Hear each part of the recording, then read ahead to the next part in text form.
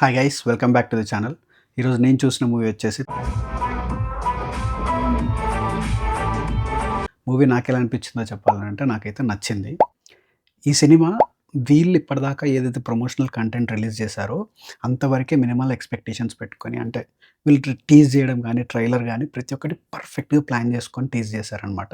అంతవరకు చూసుకొని వెళ్తే మీకు మంచిగా నచ్చుతుంది. అదే కాకుండా పక్కన స్పాయిలర్స్ కొన్నుంటాయి. అవి తెలుసుకొని ఎళ్తే కొంచెం మీ ఎక్స్‌పీరియన్స్ కొంచెం తగ్గొచ్చు. ఆ స్పాయిలర్స్ ఏవి లేకుండానే రివ్యూ చేయడానికి ట్రై చేస్తాను. కొన్ని మూవీస్ ఉంటాయి. కంప్లీట్‌గా ఇదొక ఎంత ఎంత మాట్లాడుకున్నా ఇదొక love story. Triple triangle love story. So, ఇలాంటి మూవీస్‌లో క్యారెక్టర్స్ అనేది మనకి చాలా ఇంపార్టెంట్. ఆ క్యారెక్టర్స్ ఆర్క్ ఎలా బిల్డ్ అవుతుంది? ఆ క్యారెక్టర్స్ మనకి ఎలా కనెక్ట్ అవుతారు అనే మెయిన్ ఇంపార్టెంట్. ఇందులో ఆ క్యారెక్టర్స్‌ని చాలా బాగా తీసుకెళ్లారనమాట. మనకి లాస్ట్‌కొస్తున్నంత వరకు వచ్చేటప్పుడు బయటికొచ్చేటప్పుడు ఆ క్యారెక్టర్స్ ఫుల్లుగా అర్థమైపోయినట్టు గాని, ఎవరికొకళ్ళ దానికి రూట్ అయిపోయి ఉంటారు. సో, మీకు ఒక క్యారెక్టర్ అయితే కంప్లీట్‌గా ఎక్కేస్తుంది సినిమాలో. That is for sure.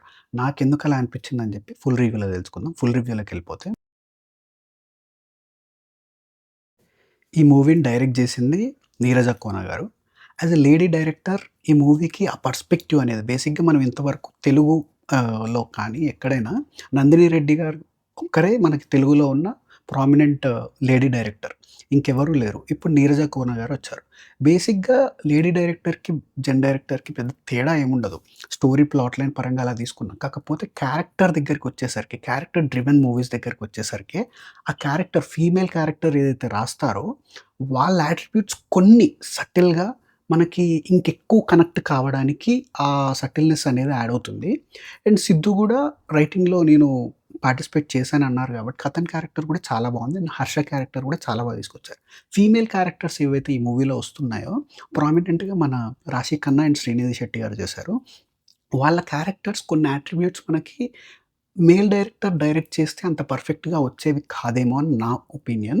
ఎందుకంటే, ఆ కొన్ని అట్రిబ్యూట్స్ మీరు మూవీలో చూస్తే వాళ్ళు మాట్లాడే విధానం గానీ, వాళ్ళ పర్స్పెక్టివ్ చూపించే విధానం గానీ, ఎవ్వరిది తప్పన్నట్టు అనిపియదు. ఎంత పెద్ద తప్పున్నా గానీ, వాళ్ళ కంప్లీట్ స్టోరీ మనకు చెప్తున్నట్టే అనిపిస్తుంది. బికాజ్ ఫీమేల్ డైరెక్టర్ ఫీమేల్ పర్స్పెక్టివ్‌లో చూస్తుంది కాబట్టి, తనకొక పర్స్పెక్టివ్ అర్థమవుతుంది గాబటికి.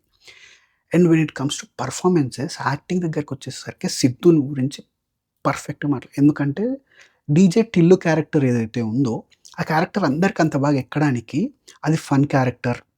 జోవియల్‌గా ఉంటాడు. అందరికి కనెక్ట్ అయిపోయే క్యారెక్టర్. అతను ఏమైనా చేయండి పిచ్చి పిచ్చిగా. బట్ ఈ క్యారెక్టర్ దగ్గరికొచ్చేసరికి ఈ క్యారెక్టర్‌కి ఒక ఎమోషనల్ బ్యాగేజ్ ఉంటుంది. ఒక ఆర్క్ ఉంటుంది. అతని క్లారిటీ అతనికుంటుంది. అది మీకు నచ్చుతుందా ఆ క్యారెక్టర్ ఎండ్‌కి, నచ్చదా అనేది it's completely different story. But ఆ కంప్లీట్ ఒక ఆర్క్ అనేది ఆ క్యారెక్టర్‌కుంటుంది. అండ్ ఆ ఆర్క్‌లోనే ఇప్పుడు మనకి 'డీజే టిల్లులో' టిల్లు క్యారెక్టర్‌కి ఏదైతే ఒక కంప్లీట్ ఆర్క్ ఉంటుందో, అందులోనే సో, అది కంప్లీట్‌గా పట్టేసుకున్నాడు గాబట్టి మనకి సిద్దుగా గాకుండా మనకి డీజే టిల్లుకి కనపడతాడు. అండ్ ఇందులో కూడా వరుణ్‌గా కనపడతాడు. మనకెక్కడ సిద్దుగా ఫస్ట్ ఇనిషియల్ స్టేజెస్‌లో అక్కడక్కడ టిల్లు మనకు అంత ఇంపాక్ట్ ఉంది గాబట్టి వచ్చెళ్తూ ఉండొచ్చు. సో, అతని పెర్ఫార్మన్స్ ఇందులో ప్లస్ పాయింట్ అండ్ అతను గూడా చాలా బాగా పెర్ఫార్మ్ చేశాడు.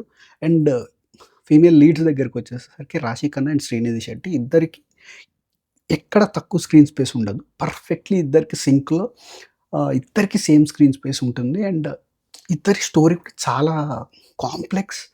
అది మనకి అటు తీసుకెళ్ళి, ఇటు తీసుకెళ్ళి చూపిస్తారు గానీ, ఇద్దరి పెర్ఫార్మన్సెస్ టు ది పాయింట్ ఉన్నాయి. రాశి ఖన్నా మనకి ఇలాంటి స్టోరీస్‌లో అంటే లవ్ స్టోరీస్‌లో చాలా బాగా చేస్తుంది. మనం ఇంతకు ముందుకు చూసుకుంటే 'తొలి ప్రేమ' మూవీలో. సో, ఈ మూవీస్‌లో మనకి ఇంతకు ముందుకే బాగా తెలుసు. అంటే తను ఆ రోల్స్‌ని ఎంత ఈజీగా పుల్ ఆఫ్ చేస్తుందని చెప్పి. ఈ సినిమాలో కూడా తన రోల్ తను చాలా బాగా చేసింది. శ్రీనిధి శెట్టి కూడా తనకిచ్చిన క్యారెక్టర్ కొంచెం మోర్ వేరే లెవెల్‌లో ఉంటుంది. ఆ క్యారెక్టర్‌ని తను చాలా బాగా పోర్ట్రే చేసింది. ఆ రైటింగ్, ఆ సటిల్‌నెస్ అండ్ స్పెషల్ మెన్షన్ దగ్గరికొచ్చేసరికి Harsha throughout the movie ఉంటాడు. త్రూ ఔట్ ది మూవీ ఎలా ఉంటాడంటే మనకి పక్కన ఒక ఫ్రెండ్ ఉంటాడు చూడండి. ప్రతి ఒక్కడి లైఫ్‌లో నువ్వు చేస్తే నిన్ను తిడతాడు, కొడతాడు. అంటే భయ్యా భయ్యా అన్నట్టు మాట్లాడడు. వాడు పర్ఫెక్ట్ రాట్ ఇచ్చి పడేస్తాడు.